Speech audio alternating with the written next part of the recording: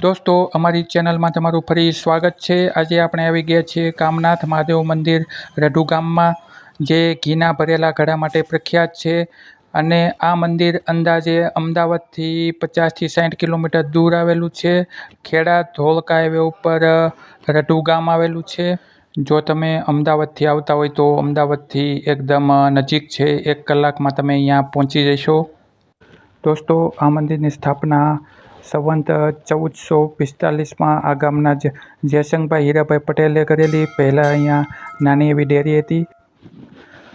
અને દોસ્તો, આ અખંડ જ્યોત છે, જે અંદાજે 700 વર્ષથી અહીંયા ચાલી રહી છે। હીરાભાઈ જયસિંહભાઈ પટેલને ભોળાનાથ પસંદ થયેલા છે। અમારા ગામમાં ભગત થઈ ગયા હીરાભાઈ જયસિંહભાઈ પટેલ, એ આ જ્યોત લાવેલા। વર્ષો જૂના જીવ રહ્યા છે। તો આ 4 ઓલા જીવ છે, 500 માનતા જીવ છે, 500 ઓલા છે તમારી આ પહેલી વાર આવે છે। એટલે જ અમે ઓલા ભાઈ કીધું ને, ચાલ શાંતિથી નો ગાડી ફોટા પાડો।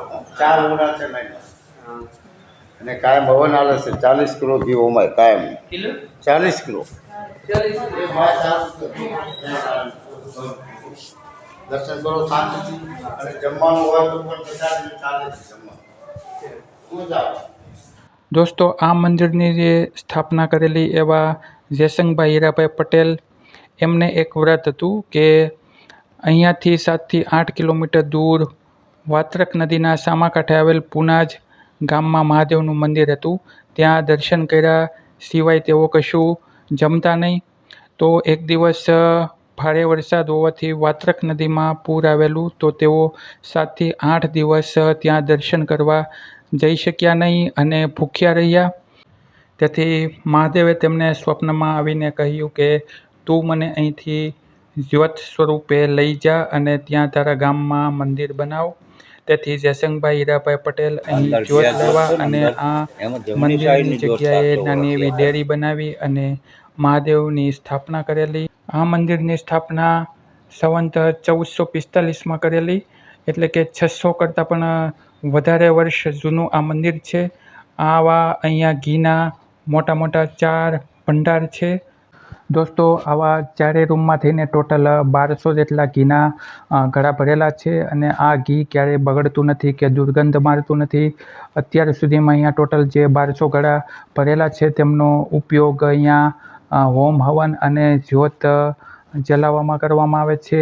અને અહીંયા ભક્તો દ્વારા નવું ઘી ચડાવાતું રહે છે અને ઘીનો ઉપયોગ થતો રહે છે। અહીંયા ગામમાં પણ એક રિવાજ છે કે કોઈ ગાય અથવા ભેંસ જ્યારે વીણાય ત્યારે તેમનું પ્રથમ ઘી અહીંયા ભેટ ધરવામાં આવે છે।